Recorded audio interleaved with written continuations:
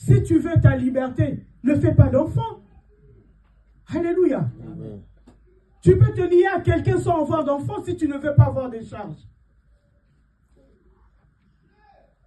Aujourd'hui, quand tu entends des témoignages, quand tu vois des gens venir demander la prière, et que Dieu te montre que cette personne-là, c'est qu'elle vit, c'est même pas ça qu'elle t'a raconté. C'est plutôt ce qui s'est passé il y a 10 ans, quand elle avait 5 ans. Tu pleures. Je suis maman, c'est pourquoi ça me fait mal.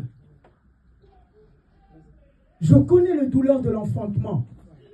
Ce n'est pas pour blesser quelqu'un. J'ai dit ce message me concerne aussi. Alléluia. Amen. Dieu veut réveiller ta mémoire ce matin. Tu n'as pas été racheté pour des choses viles. C'était pour réparer ta relation avec Dieu.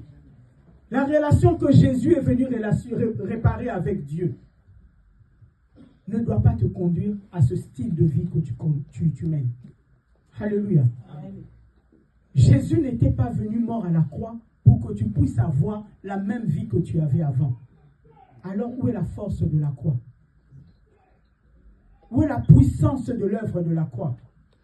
Si hier, quand je ne connaissais pas Dieu, j'ai erré de gauche à droite, et aujourd'hui que je connais Dieu, j'ai toujours la même vie. Où est la puissance de la croix là-dedans?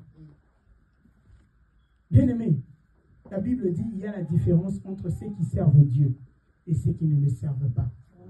Il doit quand même avoir une petite différence, même s'il n'y en a pas encore une grande, parce que je suis encore en processus. Alléluia. Mais les gens doivent quand même voir que la Lydia que nous avons connue en 1995 et celui de 2020, il y a quand même une différence. Alléluia.